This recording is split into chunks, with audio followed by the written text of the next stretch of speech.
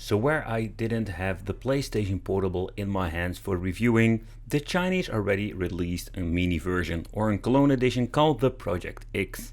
But in this video I just want to do a quick overview about all of the features and what I actually think of it.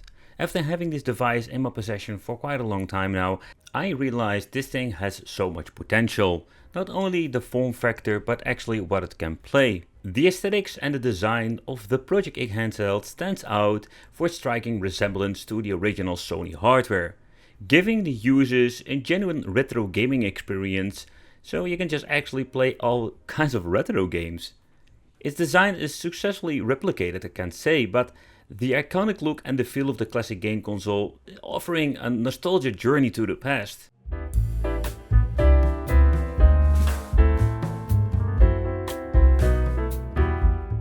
I have reviewed hundreds of different devices from China.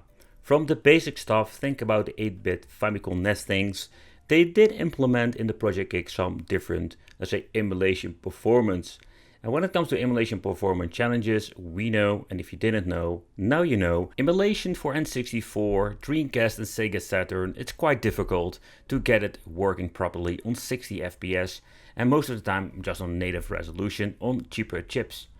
And cheaper the chips, it's all fun and game, but in the end, you know, if you looked at the videos, and subscribe to the channel if you didn't, because there is a lot of cool handhelds out there.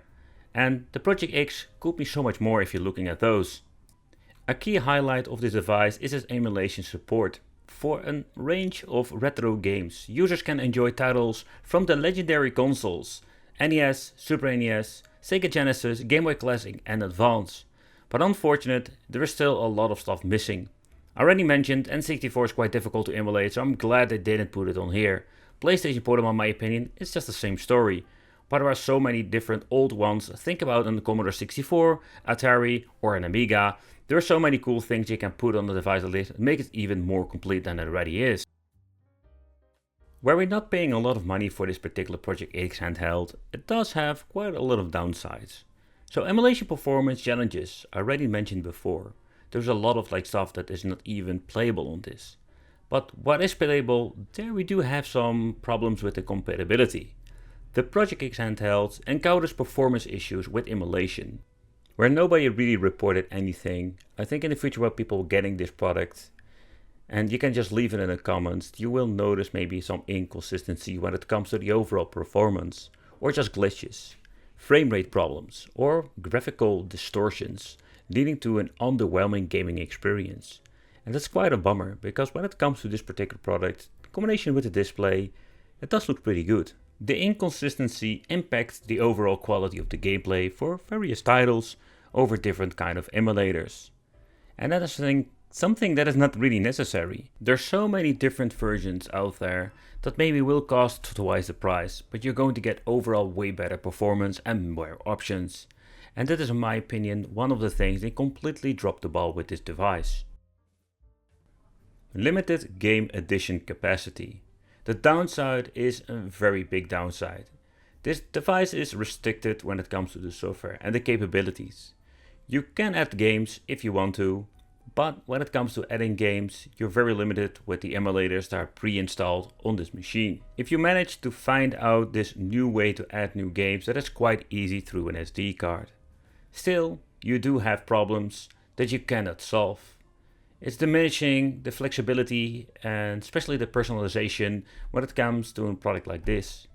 Personally, I expect from a gaming device like the Project X that we can just install new kind of emulators, backgrounds and all that kind of things. If you formatted your card, making your own directories, we only having basically a way to sideload and not adding any pictures so far, I know.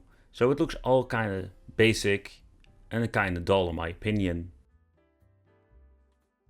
But of course, the device doesn't have only bad things to it, where we're having this very cheap looking menu that we have seen from the first generation of the handheld from China or AliExpress or Wish, and even Amazon you can find these things. I've noticed that we do have the option now to make a quick load and quick save that works pretty damn well.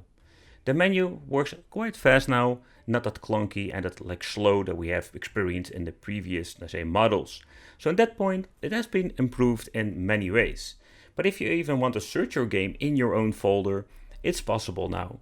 Those options were not available when it comes to the previous models. And that is one of the things that makes the Project X stand out of all the other ones when it comes to the cheap ones. The cheap handhelds like the X9, the X6, the X16, and then the list goes on. They all have the same software and also the same issues when it comes to emulation performance. But even if you're limited to the games that can actually play, I was really enjoying myself when it comes to just playing the old school Game Boy games. Having the option to scale it back to original so it looks so much better. Because nowadays we're only having full 60:9 displays in these devices, or at least most of the cheap China ones like the Project X. But this looks pretty damn good, and the overall emulation performance, with example of Game Boy Classic, was pretty damn good. And was really enjoying myself playing it, because the overall controls and the quality of that with this device is not bad at all. The Project X is not the first handheld that they've released. The S10 PlayStation 2 controller, PlayStation-ish weird thing, is one of those 8-bit devices, so the Project X is way better than that. Another product I've reviewed is a car that can actually play a lot of games, but also this game with the SF2000 basic software. And the Project X is absolutely way cheaper and way better than this particular car that is actually also a handheld. But in this overflow market of handhelds, the R35S or the D007, there are like different devices with the double cost of the Project X, but some of them have similar specifications or even the menu like the X6. But what did they need to do with the Project X? It's the same thing like the R35S. This device comes with a built-in rock chip, more powerful chip, but especially when it comes to the software. There we can play so much more. If they combine it with the same specifications and ArcOS, we have so many different platforms that we can actually play. We can also tweak if needed, and the Project X will bring the overall device to a next level, combination with emulation station. And no matter my opinion, it's absolutely a missed opportunity for the Project X compared with the R35S. The Project X handheld gaming device delivers a remarkable nostalgic experience. But due of the limitation of the hardware inside and just the cheap build quality, in my opinion drops the ball there. If they implement more power with a rock chip or the S905X3 aim logic that we have seen with TV boxes, we had so much more possibilities for tweaking and gaming and make this thing absolutely amazing. It's absolutely cool to see that they can make a product like this for not a lot of money, but when it comes to the software wise, they should upgrade it in my opinion. Thank you all for watching, consider subscribing and let me know what you think of this product, and it will be great to see you in the next video.